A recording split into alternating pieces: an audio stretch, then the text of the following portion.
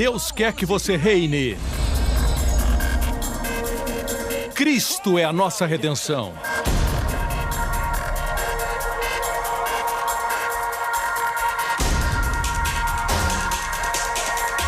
Deus é justo e faz o pecador justo.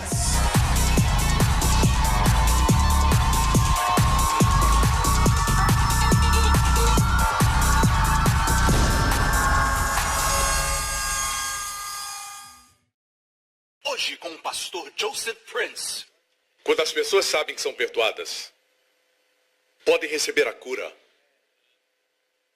Ele cura seus relacionamentos. Quando sabe que é perdoado, pode olhar para o seu cônjuge quando ele comete um erro e dizer: Deus me perdoou tanto,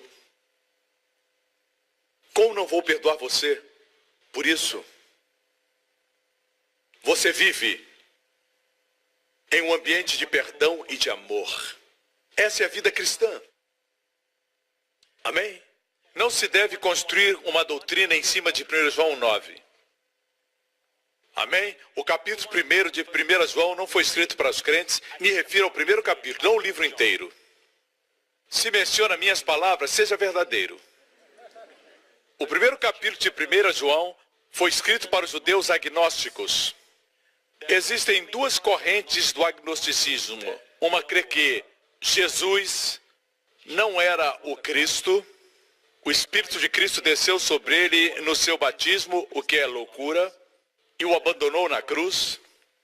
Outra corrente ensina que Jesus Cristo era um fantasma, ele não foi um ser humano, ele não veio em carne. É por isso que João escreveu em 1 João dizendo: assim se conhece o espírito do anticristo. Todo espírito que nega que Jesus veio em carne não provém de Deus. Certo? Na primeira epístola, a partir do capítulo 2, ele escreve para os crentes e diz filhinhos. Pela primeira vez ele diz filhinhos.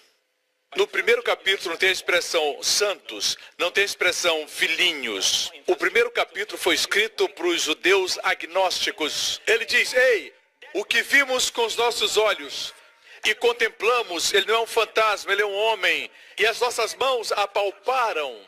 Isto proclamamos. Proclamar a quem? Para que tenham comunhão conosco. Esse conosco fala dos crentes. Com quem falava? Com os agnósticos. Mas pastor, está no presente, se confessarmos os nossos pecados, e eu concordo. Nós reconhecemos os nossos pecados. Você reconhece? Claro. Irmãos, eu ensino o perdão dos pecados. Quer dizer, eu reconheço os pecados. Se não reconhecesse os pecados, por que ensinaria o perdão dos pecados? Se não acreditasse que nós temos pecados, seríamos perdoados de quê?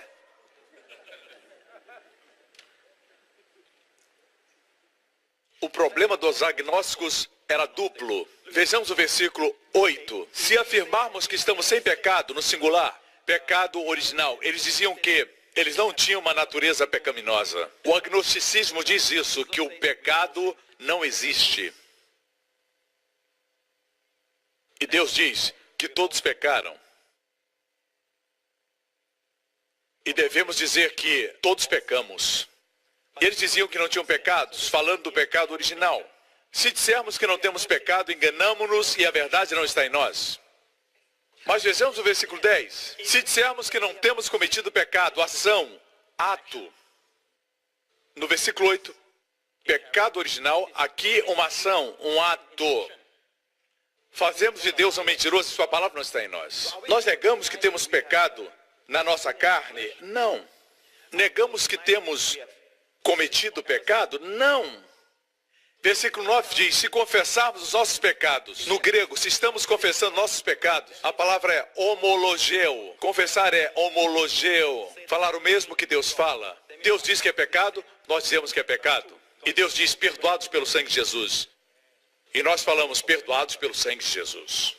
Dessa forma caminhamos alinhados com Deus. Amém. O versículo não diz: a não ser que você confesse, não vai ser perdoado. Esse ensinamento escraviza como me escravizou. Eu achava que não era perdoado por Deus até que confessasse todos os meus pecados. Aqueles que defendem isso, deixe-me dizer para você, você pode confessar todos os seus pecados se quiser. Antes de ir dormir, não pule na cama logo. Se ajoelhe à beira da cama e peça a sua para revelar todos os pecados que cometeu naquele dia. E você sabe o que vai acontecer? Pouco a pouco vai lembrar. Convenientemente, aqueles que escravizam as pessoas dizem aquilo que você esqueceu, está esquecido. Deus perdoa. Que conveniente, se você crê que você tem que confessar, então confesse todo o pecado. Se um pode ser esquecido, por que não todos serem esquecidos? Irmãos, isso não faz sentido. Não é isso que a Bíblia diz. Amém? Deixe-me fazer uma pergunta. Foi o Senhor que fez para mim. Ele sabia que eu conhecia o versículo. Então ele me perguntou isso. Qual você acha que é o maior de todos os pecados? Qual você acha que é o maior? Vou dizer qual é. Paulo escreveu essas palavras. Tudo que não provém da fé é pecado. Tudo que não provém da fé é pecado. Quando as pessoas confessam os pecados piores. Pornografia. Quando mentem. Quando usam drogas. Pensam que esses são os pecados que têm que confessar. Mas o pior de todos os pecados, o pecado que produz todos os outros, é a incredulidade. E eu vou provar isso para você. Eu já disse que a Bíblia diz que tudo que não provém da fé é pecado. Ok? Existe uma lista de pessoas que serão lançadas no fogo, no inferno, no livro de Apocalipse.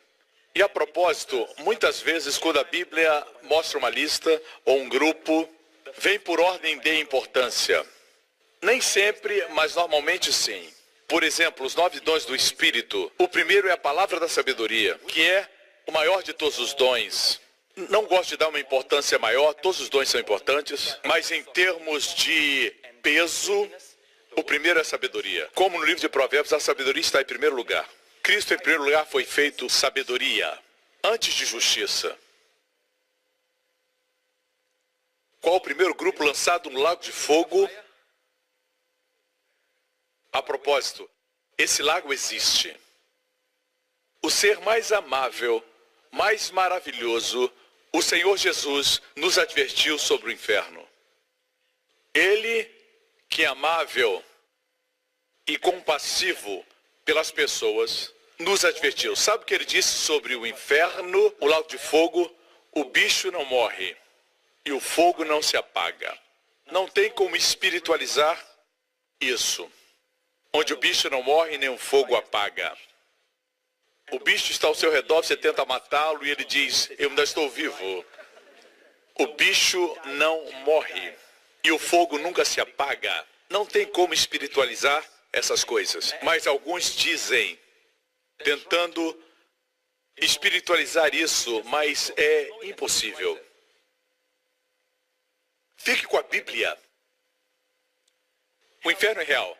Mas pastor, por que Deus enviaria pessoas para o inferno? Deus não envia ninguém para o inferno em primeiro lugar. Se você for para o céu, só tem uma pessoa para agradecer, o Senhor Jesus. Amém? Se for para o inferno, só tem um para agradecer, você mesmo. Deus não envia ninguém para o inferno. Quem vai, vai porque quer. A Bíblia nos diz o seguinte, o inferno não foi preparado para o homem. O inferno foi preparado para o diabo e seus anjos.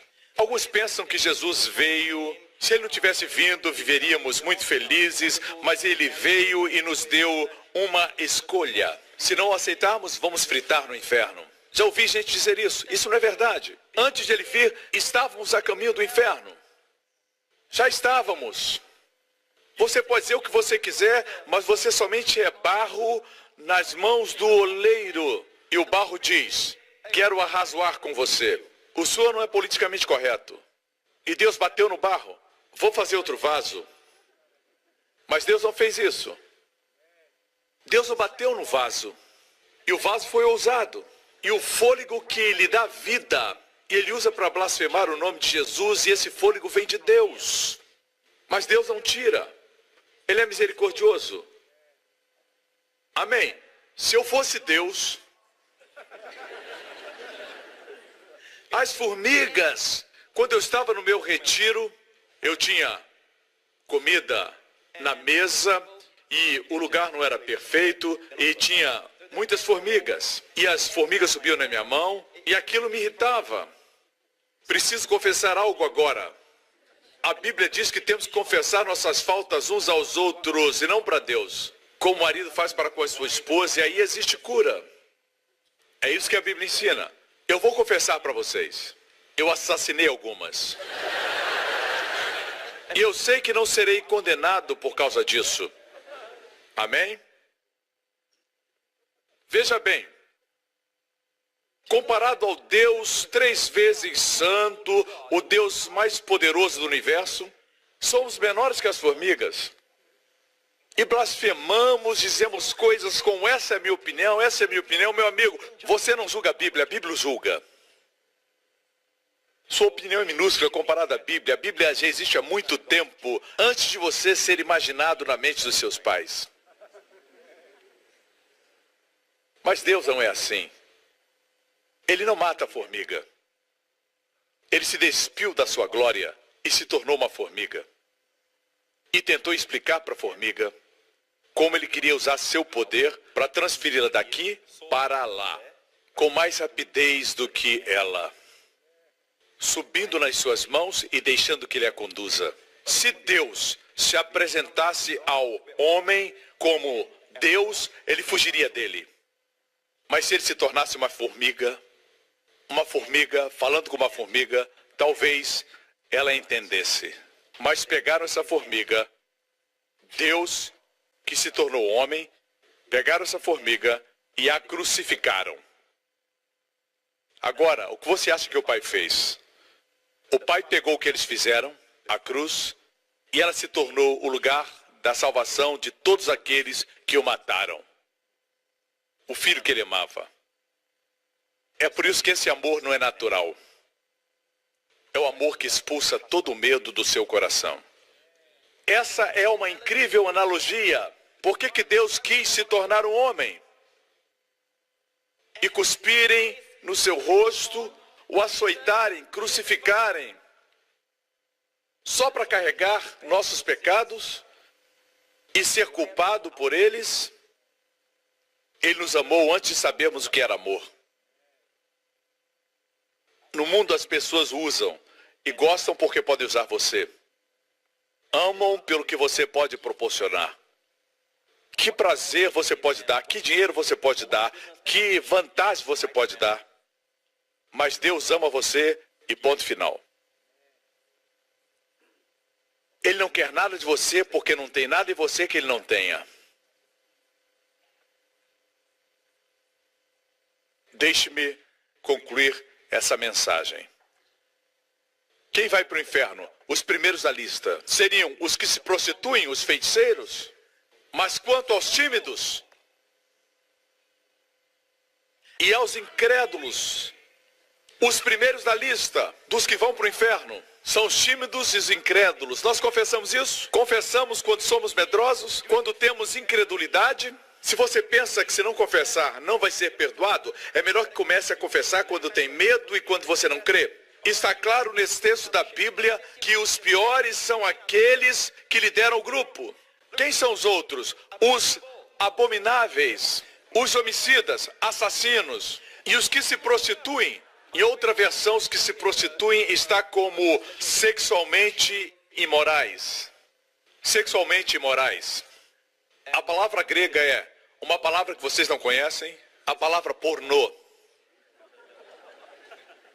A palavra grega é pornós, de onde vem a palavra pornografia.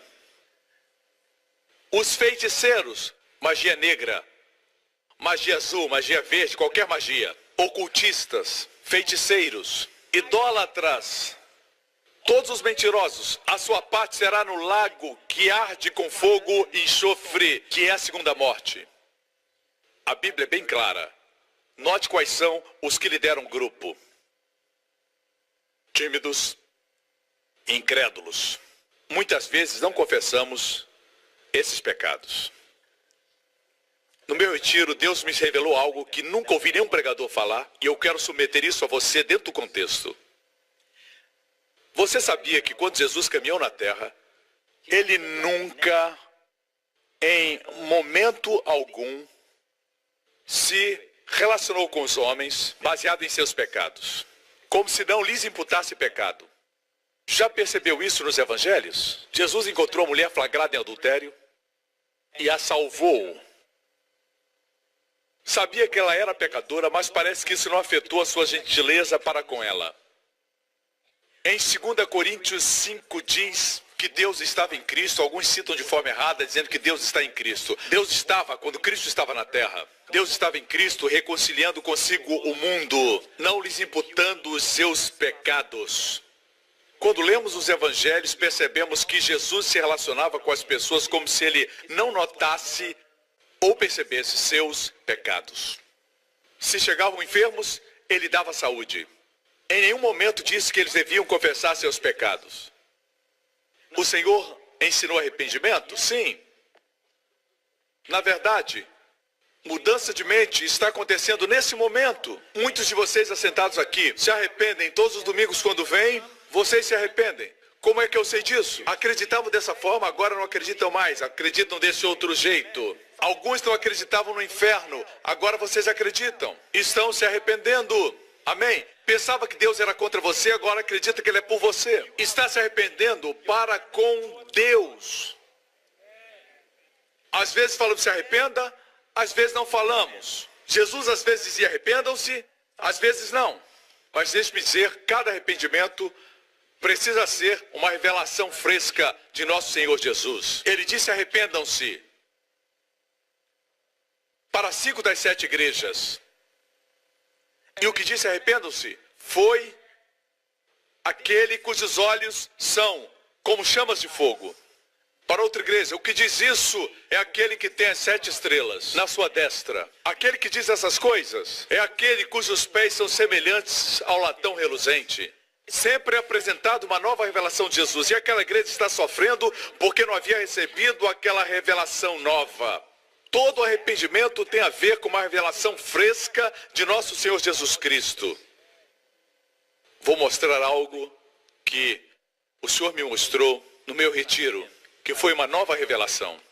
Em João 20, Jesus havia ressuscitado. Chegada após a tarde daquele dia, o primeiro dia da semana, o domingo, o primeiro dia da semana, e cerradas as portas onde os discípulos estavam, com medo dos judeus. Com medo de Deus? Não. Porque estavam escondidos? Porque estavam com as portas trancadas? Porque tinham medo dos judeus? Medo. O que é medo? Pecado. Tudo que não provém da fé é pecado. Da lista que apresentei, quem foram os primeiros? Os medrosos, tímidos. Está em Apocalipse 21. Os medrosos, eles tinham medo. Isso foi depois da cruz, depois da ressurreição. Alguns dizem, pastor, quando Jesus andou na terra, ele não imputava pecados, ele tratava com graça, mas agora ele já ressuscitou e exige mais de nós. Isso foi pós-ressurreição, depois da crucificação, depois de ressuscitar dos mortos. Estava lidando com sua igreja, eles eram perfeitos? Não. Tinham pecado? Sim. Veja como ele reage para com eles. Eles tinham medo, que é um pecado. E chegou Jesus e se pôs no meio. Jesus sempre gosta de estar no meio. Ele quer estar no meio do seu casamento, no meio dos seus negócios, no meio dos seus estudos, no meio dos seus relacionamentos, no meio do seu coração. Jesus chegou e o que ele falou? Confesse seus pecados. Não foi isso. Ele disse, paz, shalom, paz seja convosco. Espera um pouco, eles não estão em comunhão com o Senhor. Estavam? No que diz respeito a ele, nunca perdemos a comunhão. Ele os buscou quando eles estavam com medo. Eles não o procuraram, ele apareceu para eles. E suas palavras foram, ei, shalom, amigos. Shhh. Ele os acalmou, shalom. Lembra do que eu disse? Arrependimento é sempre a revelação de Jesus para nós, o contemplamos. Eles se arrependeram sem essa palavra. E dizendo isso, paz, mostrou-lhes as suas mãos e o seu lado, de sorte que os discípulos se alegraram vendo o Senhor. Em outras palavras, ele disse, amigos, paz. Eles tinham medo, paz. Shhh, seus pecados estão perdoados. A justiça foi satisfeita. Satanás derrotado. O homem reconciliado. Shhh, sua consciência purificada. Vocês não têm mais culpa pelo pecado. E ele lhes mostrou o divino recibo, suas mãos e o seu lado. Esse é o recibo divino dos céus, dizendo, esse é o motivo da vossa paz. Vocês me acompanham? Não mencionou o medo deles. Ele os fez se arrependerem, mostrando-se suas mãos, seu lado, a prova do pagamento. Tinham motivos para ter paz. Se 1 João 1,9 é o que eles dizem, nesse evento aqui, Jesus não poderia ter comunhão com eles, porque não haviam confessado seus pecados. Na verdade, não tiveram tempo para confessar. Ele os amou antes de confessarem. Como o pai do filho pródigo amou seu filho antes que ele dissesse, pequei Contra o céu e contra ti. No próximo programa. Mas o que falei? Vai fazer se apaixonar por Jesus? Apesar de suas imperfeições. Porque ele ama você totalmente. Ele não espera que você seja perfeito para amá-lo. Não espera que perca o seu medo para amá-lo. Não espera que você deixe de ser incrédulo para amá-lo. Ele o ama e na sua incredulidade, ele se aproxima. Ele chama pelo nome. Obrigado por sintonizar no programa de hoje com o pastor Joseph Prince, da igreja New Creation. Estamos certos que você foi abençoado. Para mais informações sobre a igreja New Creation, acesse o nosso website newcreation.org.sg. Lá você poderá se inscrever no nosso devocional diário do pastor Joseph Prince. Seja incentivado e fortalecido todos os dias e saiba o quanto Deus lhe ama através destes devocionais. Acreditamos que o seu dízimo pertence à igreja a qual você frequenta. E oramos para que você seja grandemente abençoado, altamente favorecido e profundamente amado.